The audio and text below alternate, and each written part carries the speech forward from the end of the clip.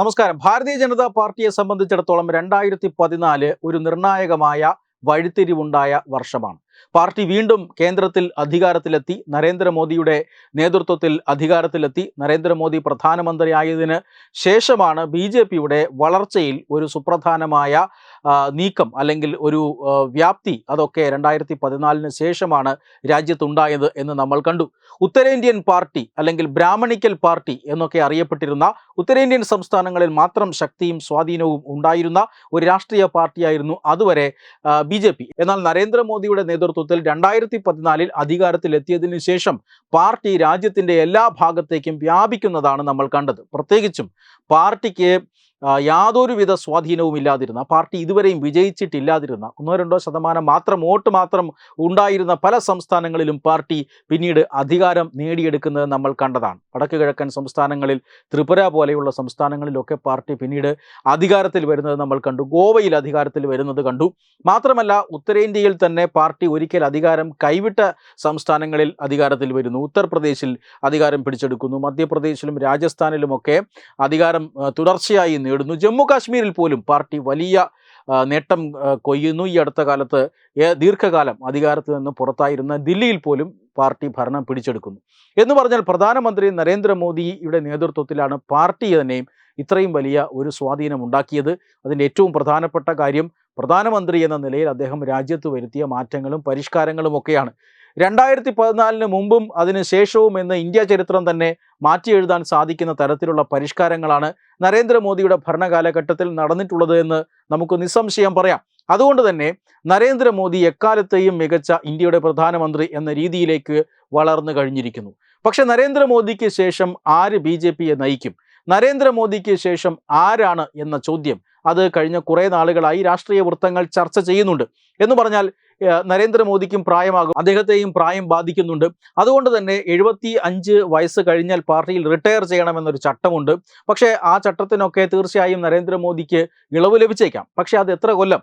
അതുകൊണ്ട് തന്നെ നരേന്ദ്രമോദിക്ക് ശേഷം ആര്, മോദിയെപ്പോലൊരു നേതാവ് BJPയിൽ ഇനിയുണ്ടോ എന്ന ചോദ്യങ്ങൾ പല ഘട്ടങ്ങളിലും പലരിൽ നിന്നും ഉയർന്നു വന്നിട്ടുണ്ട്. പക്ഷേ അത്തരത്തിൽ നേതൃദാരിദ്ര്യമൊന്നും BJPക്ക് ഇല്ല എന്നിപ്പോൾ കൃത്യമായി പറയാൻ സാധിക്കും.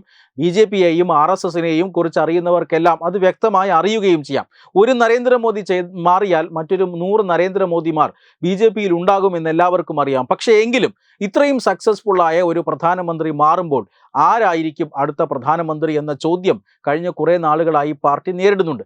എന്നാൽ ഈ കഴിഞ്ഞ ദിവസം ചെന്നൈയിൽ ഒരു പരിപാടിയിൽ പങ്കെടുത്തുകൊണ്ടിരിക്കുമ്പോൾ RSSന്റെ സർസംഘചാലക് മോഹൻ ഭഗവത്തിനോട് ഒരാൾ ഈ ഒരു ചോദ്യം ചോദിച്ചു. അതായത് ആരാണ് അടുത്ത പ്രധാനമന്ത്രി, അടുത്ത പ്രധാനമന്ത്രിയായി നിങ്ങൾ ആരെയാണ് കണ്ടുവച്ചിരിക്കുന്നത് നരേന്ദ്രമോദിക്ക് ശേഷം എന്ന ചോദ്യം വന്നു. പക്ഷെ കൃത്യമായും അതിന് ഉത്തരം പറയേണ്ട ആളല്ല സർസംഘചാലകൻ, നമുക്കറിയാം. പക്ഷെ അദ്ദേഹം അതിൽ വളരെ വ്യക്തമായി തന്നെ RSSന്റെ നിലപാട് പറഞ്ഞു എന്നുള്ളതാണ്.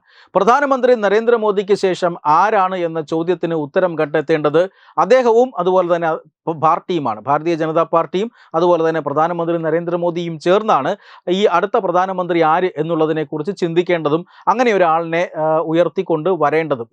ഇക്കാര്യത്തിൽ ഇടപെടാൻ RSS ഇല്ല എന്നാണ് അദ്ദേഹം പറഞ്ഞു വെച്ചത്. എന്ന് പറഞ്ഞാൽ പൂർണ്ണമായും രാഷ്ട്രീയ പാർട്ടിയുടെ നേതൃത്വത്തെ നിർണ്ണയിക്കേണ്ടത് രാഷ്ട്രീയ പാർട്ടിയുടെ നേതാവിനെ അല്ലെങ്കിൽ ഈ രാജ്യത്തിൻ്റെ പ്രധാനമന്ത്രിയെ ഒക്കെ തീരുമാനിക്കുന്നതിന് ചില സംവിധാനങ്ങളുണ്ട്. ആ സംവിധാനങ്ങളിൽ RSS ഇടപെടാൻ ആഗ്രഹിക്കുന്നില്ല എന്ന് തന്നെയാണ് അദ്ദേഹം പറഞ്ഞു വെച്ചത്. തീർച്ചയായും ഒരു തെരഞ്ഞെടുപ്പിൽ, അടുത്ത തെരഞ്ഞെടുപ്പിലോ അല്ലെങ്കിൽ അതിൻ്റെ അടുത്ത തെരഞ്ഞെടുപ്പിലോ ഒക്കെ ഭാരതീയ ജനതാ പാർട്ടിക്ക് ജനങ്ങളെ അഭിമുഖീകരിക്കേണ്ടി വരും.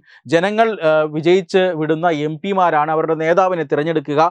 രാഷ്ട്രീയ പാർട്ടിയെ സംബന്ധിച്ചിടത്തോളം ആരാകണം അവരുടെ നേതാവ് എന്നുള്ളതിനെ കുറിച്ച് പാർട്ടിയുടേതായ ചില സംഘടനാ സംവിധാനങ്ങൾ ഉണ്ടാകും. അവരൊക്കെ ചേർന്നായിരിക്കും ഇതിനെ പുതിയൊരു നേതാവിനെ തിരഞ്ഞെടുക്കുക. അതിൽ RSSന് യാതൊരുവിധ പങ്കുമില്ല എന്ന് വ്യക്തമാക്കുകയാണ്. RSSന്റെ ലക്ഷ്യങ്ങൾ അതിപ്പോൾ ശതാബ്ദി കഴിഞ്ഞിരിക്കുകയാണ്. അതായത് 100 വർഷം പിന്നിട്ടിരിക്കുന്നു. ആ 100 വർഷം കൊണ്ട് RSS എന്തുമാത്രം നേട്ടങ്ങളാണ് ഇവിടെ ഉണ്ടാക്കിയത് എന്ന് എല്ലാവർക്കും അറിയാം.